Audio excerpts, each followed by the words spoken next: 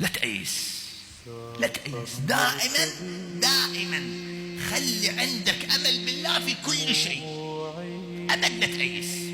مجرد ما تأيس يعني أسأت الظن بالله في كل شيء، لا تأيس. ثم بعدين تنفتح، تخلص، تفرج. فلا تأيس في أي مجال من مجالات حياتك، لا تأيس. ما دام الله موجود ممكن تصير. العرب يقولون من الباب للكوثر فرج، تفرج، لا تأيس.